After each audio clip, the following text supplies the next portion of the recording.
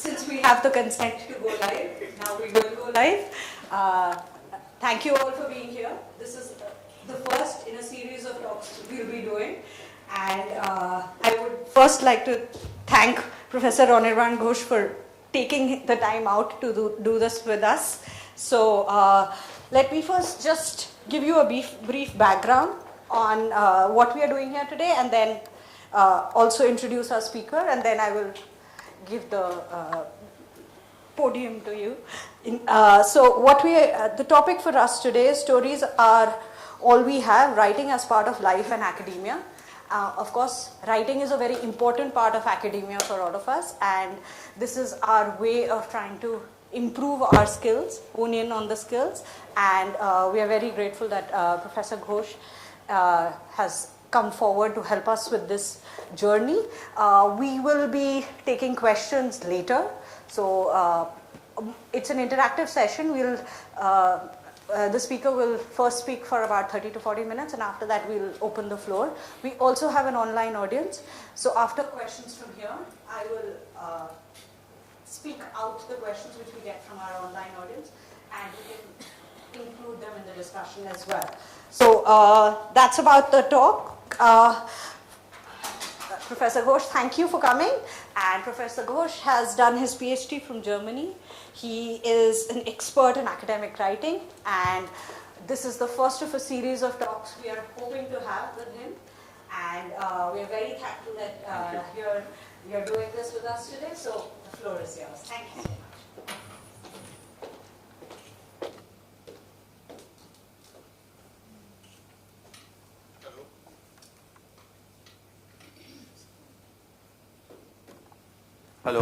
Hello.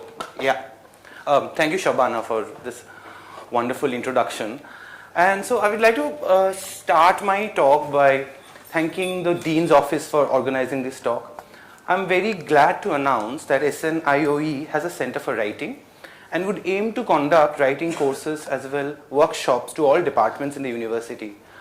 My experience as a teacher in writing has been an extremely fulfilling experience here. Through interactions with my colleagues and especially my students, and a lot of you are present here so that you're not tired of hearing me, thank you for that.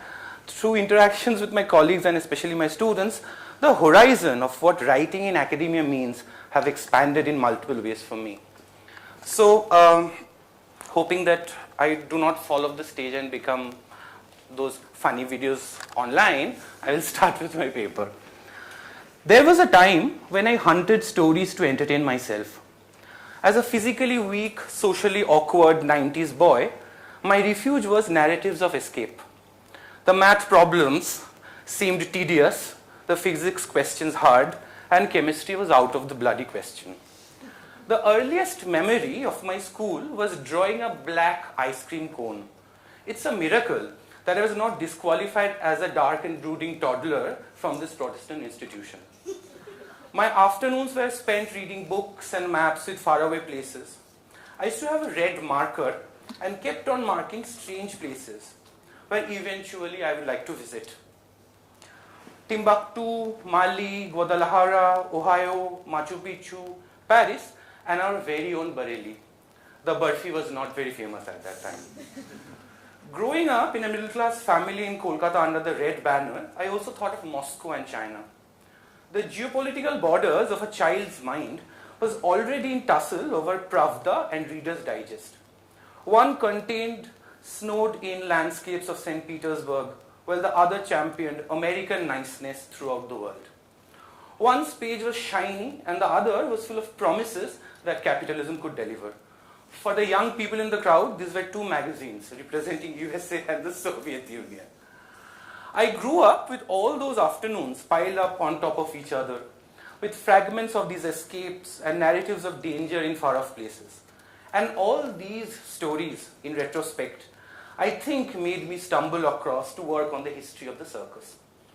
Circus stories all over the world begin with, I ran away to join the circus. It is a space where seemingly ordinary men and women, disabled, abled, sight, without sight, tall, abominably small, made their mark. A place where you could be, a place where you could live out your worlds away from the established violence of the society. Throughout my journey as a researcher of circus history, there was never a dull moment. Every archival find, every obscure circus book in a dusty, forgotten library, and as I have to mention, if the world ends and aliens come and visit us, they will only learn about the circus because there is an underground nuclear bunker turned into a circus library in Amsterdam. So think about this. Some were reminded that this was what my childhood almost prophetically announced. It seemed to me that we do write autobiographically, even our academic moments in life, summing up our past desires, adventures, wants, and fears. Writing about circus came to me almost serendipitously. On a crisp morning in JNU, I was searching the internet, and I have to tell you this, that at that point of time, it took a month for a movie to download, about performers in South Asia, and came across the story of Suresh Biswas. Born in 1861, same year as Tagore, to a wealthy family in Calcutta, Suresh was strange from the beginning. He was not interested in the zamindari life of luxury and kept on running away to the neighborhood forest for adventure. Except the fierce jungle was no more. It was reduced to a shrub by the local planters. Suresh, bored with struggling with goats and deer, decided to run away for the last time. He became a stowaway in a ship heading for England. He ended up becoming a fierce ringmaster in the circus industry and finally ended up as a military man with a high rank in Brazil. Most of his stories, though, when I was researching, seemed extremely confounding and just simply hard to digest. I eventually relegated his exploits as a circus master from a chapter to a mere section in my dissertation.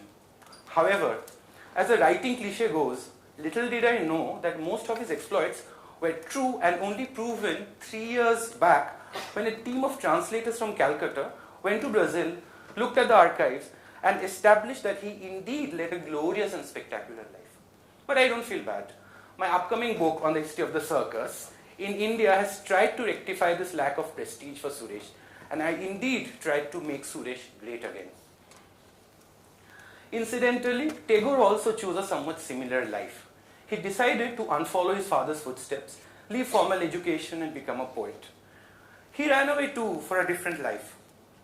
When I write now, be it an academic paper or for the newspaper, I think constantly how stories influence our writing and understanding the world and its strange relationship with us humans. What we do as human beings in our professional, personal lives is largely because of our experiences in the past. Except most of the time, we don't know how those experiences shape our lives. It is this understanding those stories from a distance that makes us good writers. It is the stepping away to looking closer that makes our writing strong. I keep harping in class endlessly about writing from what we know and writing down even the smallest detail of something we experienced in the past. This is because the smallest turns, slides, and acts in our past make us who we are as writers and eventually human beings. In writing, we make sense of all the things internal and external to us. That is why in my writing courses, I always begin with the personal essay. It is a recognition of our stories as journeys, departures and arrivals, and not as ends that make us construct and convey meaning. The idea of the personal essay is manifold. Mainly, it is to begin this recognition of our past stories that have shaped our lives. We live through our social positions, homes, families, schools, friends we have grown up with. We live through phases of love, resistance, sadness, trauma, and recognizing these elements through our writing make us understand how we make meaning through writing. In this seemingly chaotic and senseless world, our writing serves us to comprehend, recognize, and convey our many identities. As teachers, students, friends, as active political individuals, understanding and analyzing our stories can make us identify the troubles and wonders of this world and our role in it. Angela Carter, strange, self-confessed, big-boned English writer, once took off to Japan after receiving a mere £400 fellowship. She went there thinking a month but stayed for more than a year. she will eventually write about her peculiar and tactile experiences of Japan in a collection named Fireworks. Angela Carter was severely British, and she wanted to get away from the stiflingly proper English way of life. About Japan, she wrote, and I quote here, "Hadn't I gone 8,000 miles to find a climate with enough anguish and hysteria in it to satisfy me?" Unquote. I bring Carter here because her novel Nights at the Circus tremendously influenced my writing about the circus. So did her journeys in Japan. Carter's own stretched out, fractured life, living in disparate geographies, which were not her own, reflected in her writing. Her stories, her many lives in serpentine and sensual Japan, was almost a mirror image when she wrote about the circus. Its way of sheltering the escapee, the odd, and frankly, the fearful. Excuse me. I landed in Munich on a day the Icelandic volcano erupted. As ashen clouds enveloped the skies above, I stepped off the plane, Bengali bones shivering and starry-eyed, about to start a new journey in life. A brown boy in lily-white Germany. Being a PhD student, the racial slights were a bit subtle, and my faux pas in everyday life were not unnoticed. I occasionally jaywalked, and the Germans were horrified. Went to the supermarket and asked for Hund instead of Hun, and was politely reminded that we are still unable to stock dogs for consumption. I also made enduring friends and the occasional academic enemy. I would stand in line to renew my visa and see Africans and Arabs treated very badly by the immigration. Even though they spoke perfect German, I would get my visa renewed fairly easily owing to the stamp of academic class. Even brownness, one may assume, takes universal roles sometimes, is deeply stratified everywhere. My Germany days, apart from the academic work and the occasional starry-eyed look at pristine European architecture, was filled with the kindness of one special person, my landlady, Frau Gisela Dettelsteuer. She was as German as one could think of. She took on the role of my surrogate grandmother for my entire stay for 3.5 years, and her life stories were just simply amazing. A single mother, caregiver of an older brother, Frau Dettel had 3 jobs at the age of 68 when I met her. She would regale me with stories from East and West Germany and how one of the fundamental model minorities were Indians. Her kindness, mixed with slightly older stereotypes about brownness, somewhat made sense and was visible to me almost everywhere I went. My beard, if in a private or public setting, caused some concern and slightly raised eyebrows. The faces changed the moment I said I was Indian. I only read about stratification of race and being away from India for the first time in my life.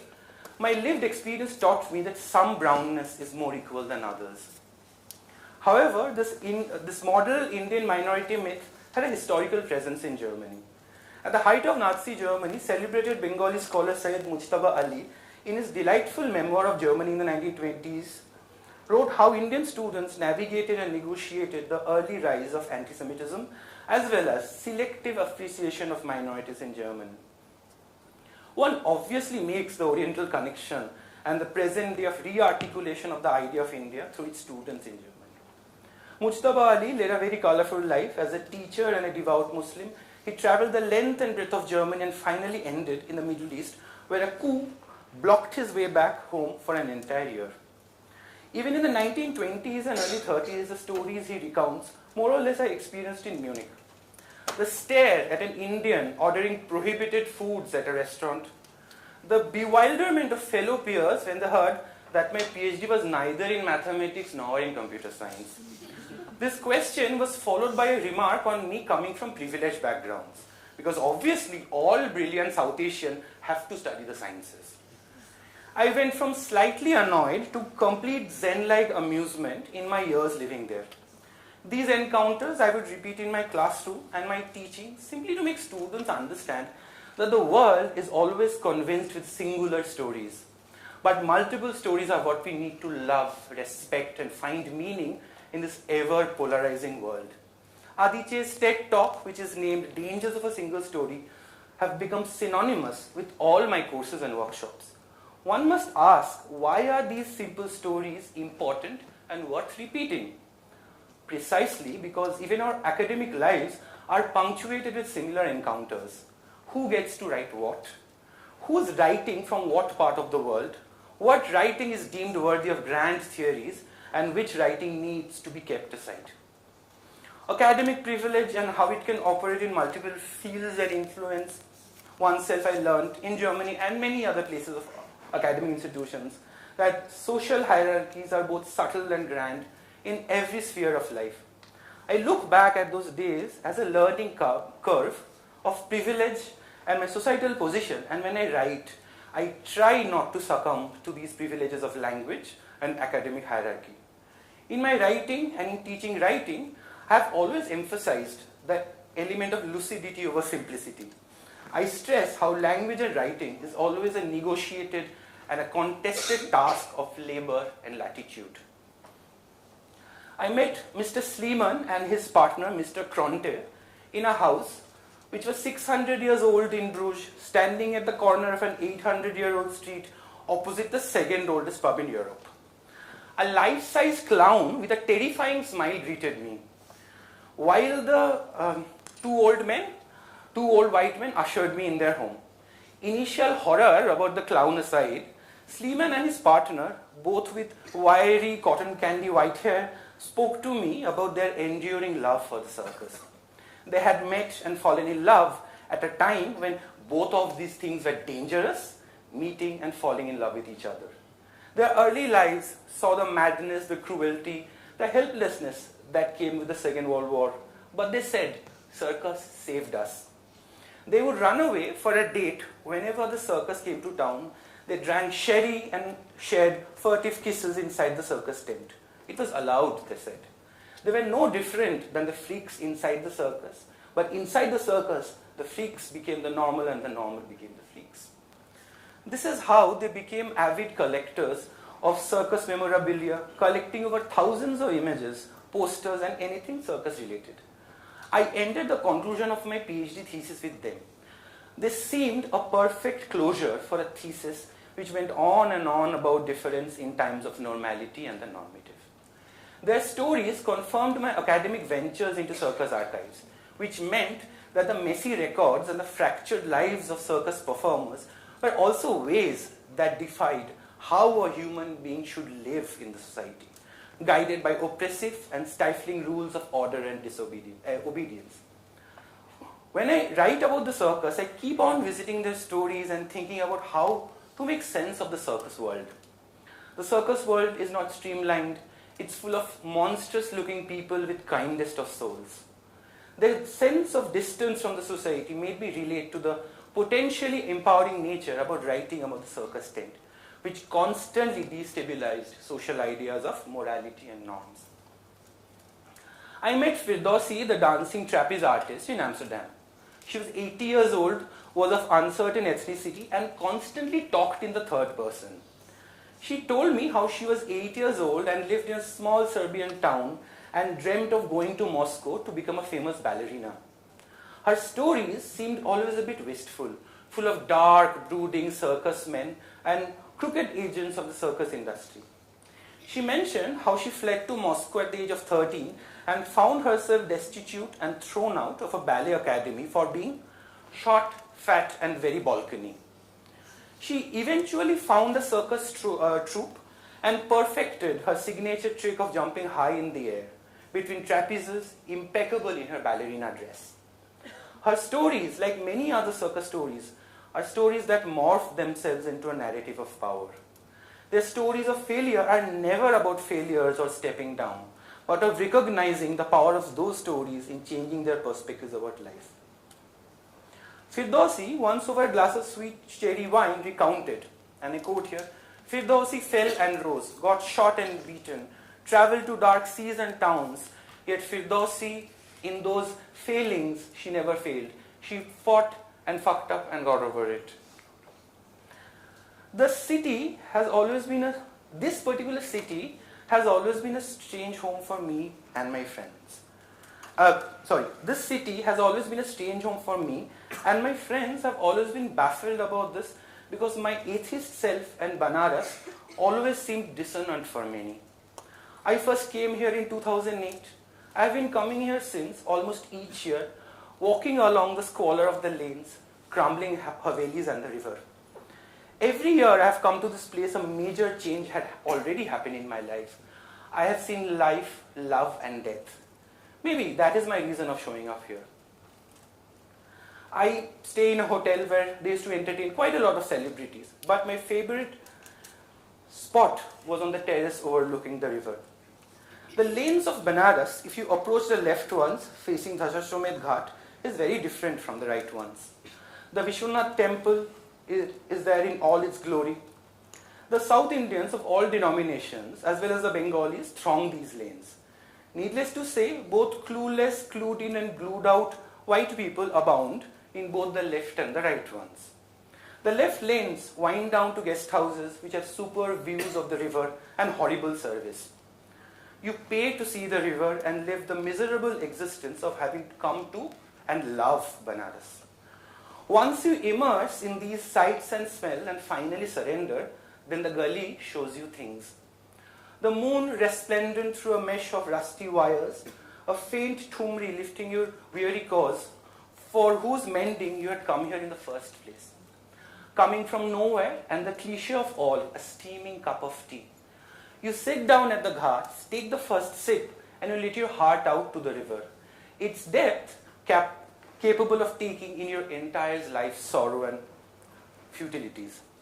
The right side is where all the fun is. Israeli, Koreans, more Koreans, Chinese, Japanese, and the smattering of Europeans and Americans, both the Americas, no walls here, roam the right streets.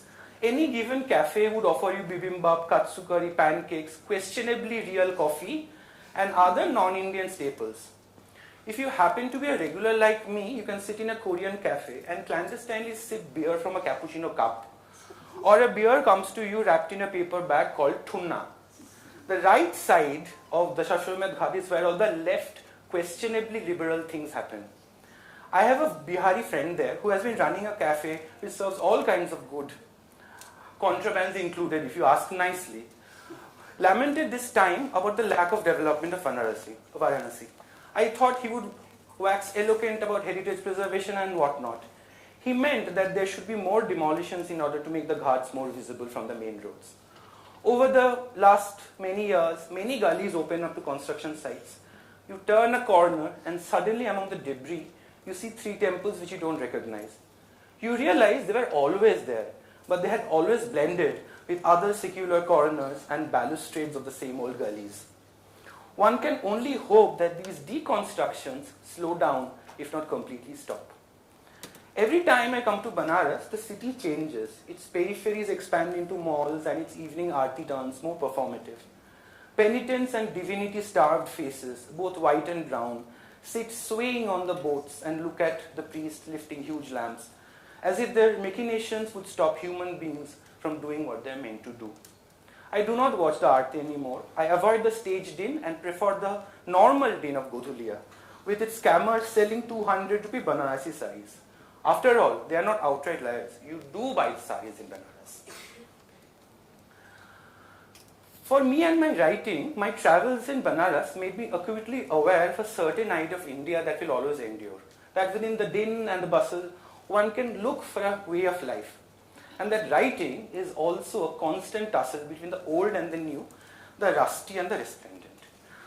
I must confess here. With some of the batches that I have taught writing, I did an experiment. As we know, every generation there's a general leap in liking or disliking a piece of text.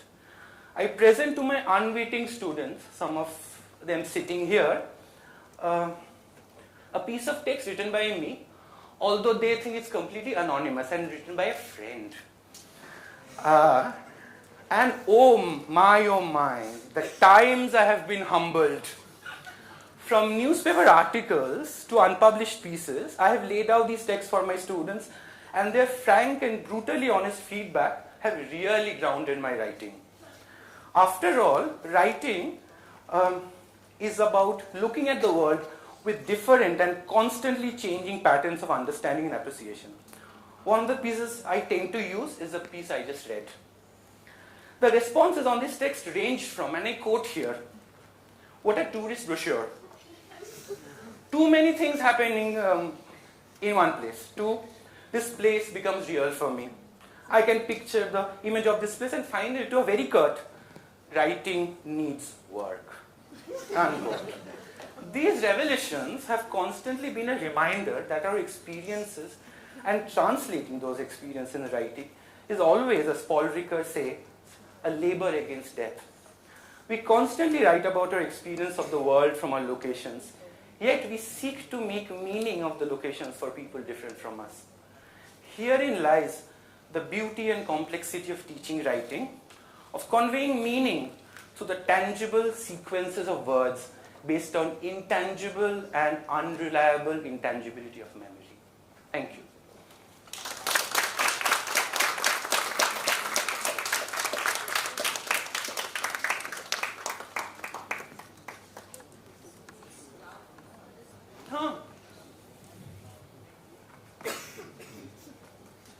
So, we can start with the discussion. Sure. Anybody who wants to go first?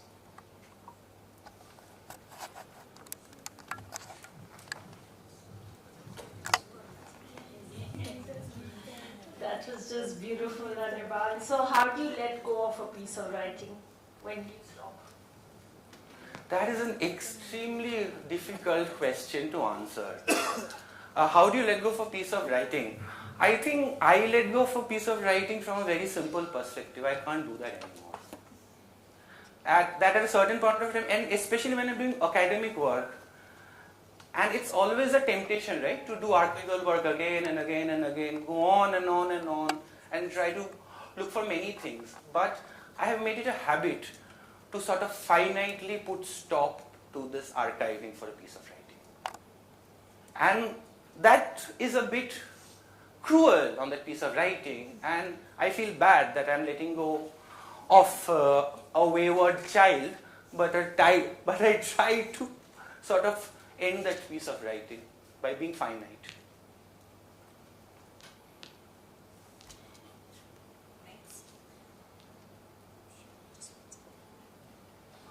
Hi, Anirban.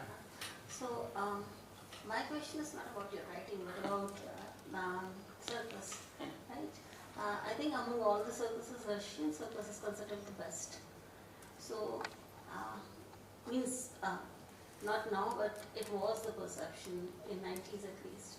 So, I want to know your perspective on that. What do you think? Means your research on that. See, the first circus school in the world opened in Russia. Actually, the first two circus schools in the world, one was in Moscow and one was in Thalassery actually. They started at the same point of time, but Russian circus only became famous post 1950s. Before that, the circuses which were profitable had far more transnational actors. But because of the Cold War, because of India's close proximity with Moscow, and a lot of cultural festivals happening at that point of time, so we primarily see Soviet circuses in the post-1950s. But just to add something, all circus traditional groups, they hate one circus company, which is Cirque du Soleil. Nalin. Nice. So I can see what you're saying, like particularly how it's relevant to the humanities. But how might coming from experience and writing in this way be, say, relevant to the sciences? Like this idea of creative writing and writing, as you said, from what you know and what you feel. But sciences do write creatively, right? I mean, they write more in Greek than No, see, we tend to think that scientific jargon, humanities jargon is something very different. But every discipline has this idea of the meta language, right? Of the kinds of words you use, your friend, me, or your fellow professors can identify those instantly. And you use those words to innovatively write about things. Sciences are also doing that. And, for example, recently I read this brilliant story, not a story, a report about how the Pentagon and the defense the DOD in America, they are tracing a group of birds which lay awake for 11 hours and use them to track sleep patterns for American citizens. So see, there is always that interdisciplinarity thing which is there. Hello. So, when you're writing experiences or writing about your life, in your opinion, what do you think versus what you're writing on the paper? What needs to be kept in mind to develop the story? Okay.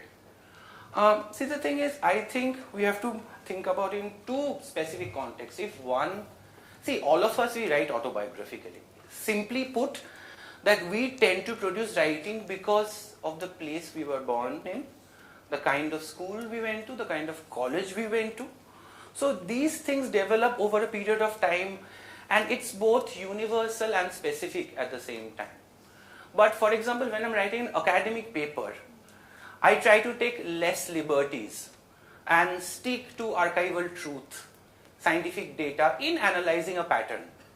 Obviously, if I'm writing a short story, something fictional, then I try to use my training in writing, especially, and see how things can be looked at in a different way.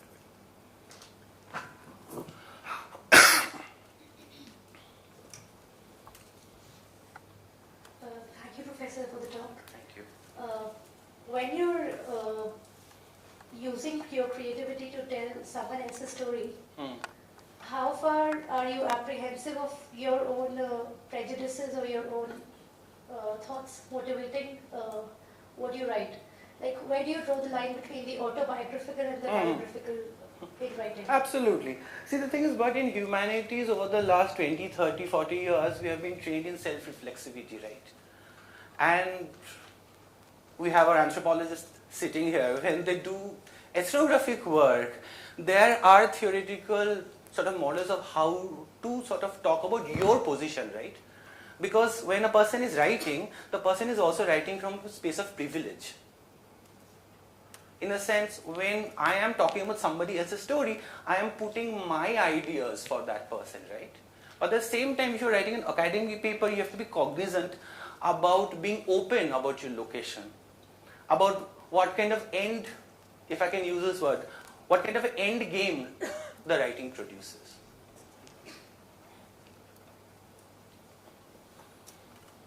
Well, while people are thinking, may I put a question? Sure.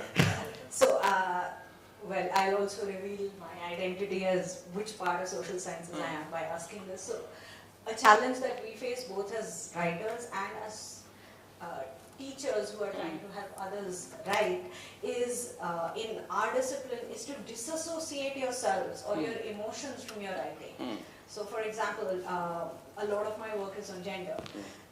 Some of my students also work on gender. So, sometimes I'm horrified by the first line which is written. It's coming from the context. It's very, very apt to their experiences, but it's way too revealing about their experiences or my experiences for that matter to be able to make it into my academic writing, where I need to disentangle my presumptions or my experiences from what the data is telling me.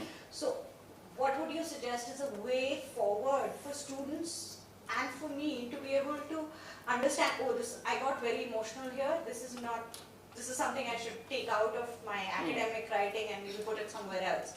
So how does that self-recognition come? See, I think especially for economics, correct me if I'm wrong, obviously, because, see, I think, but even in that discipline guided by mathematics, for example, right, you are either writing an academic paper, but say when you're writing about an opinion piece, how do you make the difference? Because that opinion piece is also deeply emotional, right? That either you are fostering the support for a policy or you are vehemently against it. I think, I think there's a question which is very discipline specific. That each discipline talks about emotion in a different way, right? And for example, even a mathematically driven paper is fundamentally trying to forcefully argue for a position, right? And that position is fundamentally political position. The style would obviously change from economics to English to history, sociology, anthropology. But I think all fundamental writing has this political act. I hope I've... Some water.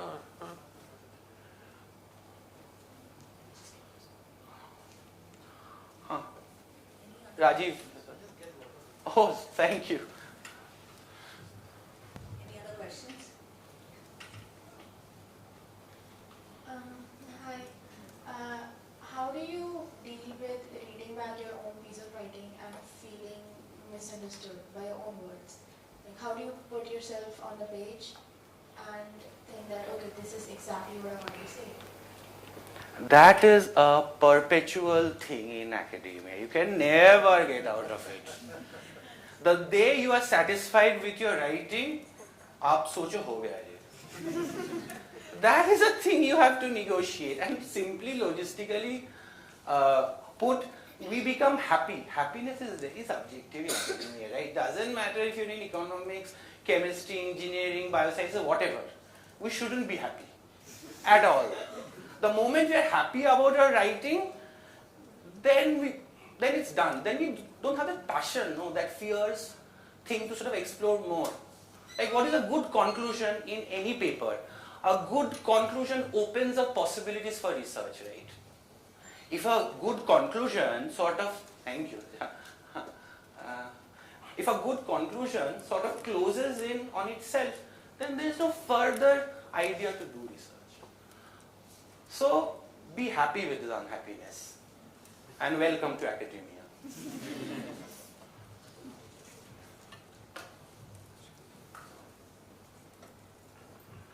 Thanks, Anirban, for Thank this you. very enlightening lecture. I have a question more about your research work on the circus. It's not as much to do with the writing. So I've lately noticed that the circus as an institution is probably dwindling. It's not as easily accessible as it used to be perhaps maybe 2 or 3 decades ago. So would you have an idea about where those people are going and what is being done about them? About the skills that these people had? Are they being transferred somewhere else? Is there something else that they're doing at the moment? Just your thoughts on that. See, simply the circus industry is almost dead. The very big companies which are super profitable even 10-20 years back, they don't put out their full production anymore. So they break down that big circus troupe into smaller groups and primarily send it to the fringes of the city. So it's still going on, and these sort of performers with very specialized skills, they are slowly being co-opted in cinema. But also, see, the main problem that circus is becoming a dead industry is that the fundamental problem has to do with child labor. In the sense that you have to train a gymnast, right? After 8 years of age, the gymnast's body, doesn't matter boy or girl, becomes hardened. But the moment you train that gymnast and he or she is getting paid for it, right? That is child labor. So that's one of the primary things. Like, even after banning of animals and all, circus was almost, as in, not doing very badly. But with strict child labor regulations, it's a dead industry now. Just to follow up on that, is there a way it can be resurrected? No, not at all. See, again, the only circus company which is profitable in the world is Cirque du Soleil. And traditional circus families hate it from the bottom of their heart.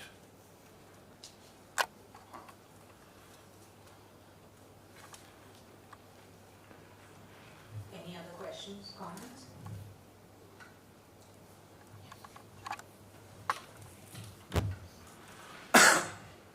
Thank you, Anirban. That was very insightful. This is an observation mostly, but I would really like to hear a response. So I welcome your suggestion that the importance of I in writing, the personal, the emotional sometimes as well. Now, I also feel that there needs to be a distinction between I feel and I argue. Absolutely. So I would like to know your opinion on that. See, what I was trying to do in this particular paper, and also that has been my sort of academic way of approaching things, I was technically not talking about the I here. I'm talking about how certain lived experiences have also shaped my understanding of writing. And lived experiences shaping my understanding of arguments. Right? That what is fundamentally an argument? A set of reasons to validate something. And that's what I was trying to do here, that I try to, that when I look at my past or the things I have experienced, witnessed in my past, how that also plays out in academia bolo, in styles of writing. I am technically not talking about the I here. I am talking about these stories translated into our writing. Where do you draw the line between the feelings and the arguments? Or do you have to? I don't think you have to. Because you are, see, the thing is, if you're talking about the emotional sensibility behind an argument, then all arguments are fundamentally emotional, right? That you are putting forward a point. That you are putting forward a way of looking at things.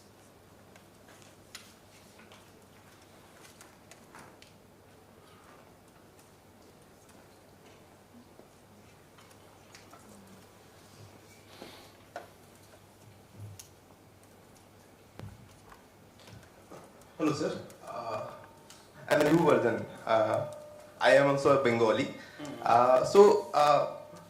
When you were talking about stories, like to me, from my childhood, the first story I have encountered was Feluda by Satyajit Ray. And when I grew up all along, I have seen Satyajit Ray as a storyteller in different mediums, be in the movies, in short stories. So, what do you think of his contribution in this field of writing? See, then that will take an entire course. But without taking an entire course, I would like to talk about a simple anecdote. So, Feluda is a detective character written by Satyajit Ray for the non-Bengali speakers.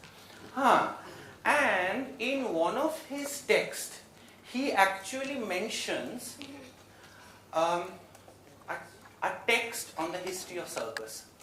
For a long time, I thought it was just a fictional anecdote. But it turned out that book actually existed and really helped my dissertation. And somehow, while researching on circus, that particular moment when I read about that story was stuck in my head. I think that can be said about Ray's contribution to my work. There was one at the back. Hello, thank you sir for your nice talk. Sir, I have a question. Hanji. Thank you sir for the nice talk. Actually, I have a question from the reading viewpoint. So sometime when I am reading a piece of things, so sometime I feel that there is some important role of pace, with what pace we are reading it. So I got confused with what's the right time to decide now I really need to slow down my pace, and instead of reading it, now I really try to understand it. Okay, there are two scenarios. Oh, sorry to interrupt you, please. No, sir, actually it happens a lot of time I start reading something with my own pace, but all of a sudden I realize I'm not following, and then I just stop reading that thing. So I'm just wondering if there's some technique for this thing also to stop at a particular moment and really try to understand what's going on. See, students read in a fast pace when there is a deadline, right? And you have to finish either an academic paper or a fictional text, and you just try to cram it. Say, abhi khatam karna hai isko, right? See, that will always be part and parcel of your academic life and how you read. But actually, if you read very slowly, in the sense, especially, what is your department? Mathematics, right? Oh. I'm trying to think of an example. Damn. See, the thing is, I'll use something very, which I do, that there are easier texts and there are very complicated theoretical texts, right? For me, when I'm dealing with a complicated theoretical text, the only solution I think is to read it again and again and again and again. Even if you're bored to death. There is the only way to tackle a piece of text again and again. I'm sorry, I can't give you a mathematics example here. Can I step in? Please. I'm here. So this is something we tell our students as well in economics. There's active reading and there's passive reading. For especially in mathematics and where in economics they're reading papers with more Greek than English, passive reading will not help, because what it's doing, passive reading is when you're not engaging with every line or every word. So for us that becomes a challenge, and that's where I think you probably lose the context, because you're trying to you're thinking it's flowing together, and if I continue reading, it's going to all connect. But with a lot of papers, a lot of text which has more things for you to do while you are reading, you need to be an active reader in the sense that you need to keep doing those things with them. And that's where I think a lot of us lose the connect if we try and read those pieces passively. That, okay, I'm going to read through it once and then I'll think about everything they've asked me to. That's where you will feel that you've read faster than what you think. But that's because it's a piece where you needed to be actively engaged with the work as well. So if they're telling you, oh, okay, this works out like this and it's fairly simple, don't take their word for it. Try and solve it. So that's the active part. So I think that's where the more theoretical text versus the slightly less theoretical text, you can read passively. The more theoretical text you'll have to be active in. And I would just like to add a simple thing. 2 words, time management. And if you manage your time in terms of your reading, which is very difficult, almost impossible in undergraduate. This sir is nodding his head very agreeably. The moment you manage your time, things will work out. Hello, sir. Hello. One more thing. So, to the question about the mathematics, the more you read, the better it gets. So, essentially, when you start off, it's a more difficult learning curve, but then gradually it keeps getting easier. So, it's just one of those skills that gets better with more practice and more experience. Hello, sir. Specifically mathematics, but I'm a science student and I have 2 questions, one related to the language and another related to the audience, means readers. So the first question is related to language. Like my guide always asks me to write a research article or whatever my findings are, explain it in a simplest language so that our layman language, so that any unknown person apart from different fields can understand it. So according to you, our writing skill should be field specific, or we should write it in a common language so that a person like in interdisciplinary research, I'm from physics, so a biologist and chemist can also understand it. Okay, so this is a very good question. See, the thing is, say you're a physics student, right? Yes, sir. So when you are writing a physics paper, hello? So say when you're writing a physics paper, you have certain ideas, theoretical models, which a mathematician, a student of chemistry, a student of mathematics will understand, right? See, I try to say that don't make it simple, make it lucid. Meaning, obviously, a paper you're writing, I will not understand, right? But your science, other affiliated disciplines will understand.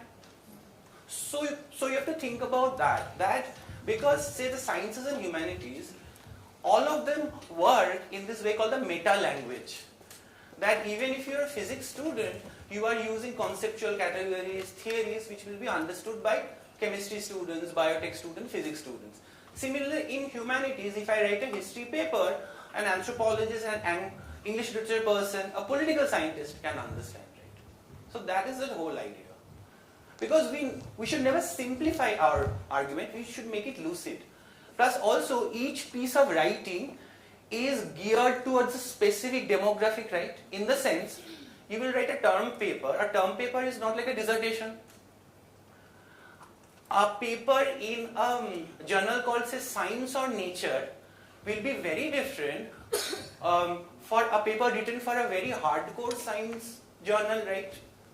Because say, I can also read science, I can also read and say understand 5% of Lancet. So it depends on what kind of writing, what kind of medium you're writing for.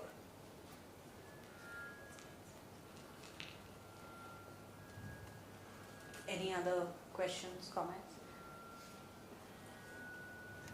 Yes. All right. Thank you all for joining and participating. Thank you, Professor Ghosh, for a very, very interesting and enlightening talk in some sense, making us more conscious of our own histories when we write. And one thing I'm definitely taking away is that I'm going to start making my students write a personal essay at the beginning, because I guess the first part of being able to either engage with your own history or disengage with it whenever necessary is to know your own self. So I think that's one thing which I will definitely take away from this, and there's obviously a lot more which all of us have got food for thought. So thank you for that. Thank you, Shabana. And we hope to engage more with the Center for Teaching and Writing more regularly with more workshops that we can do, more structured workshops maybe a little later.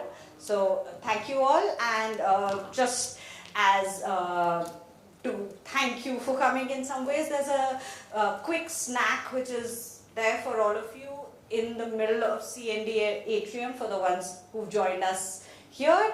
For the ones who've joined online, well, you can imagine the smells maybe. Thank you so much, and we'll see you at our next talk. Thank you so much.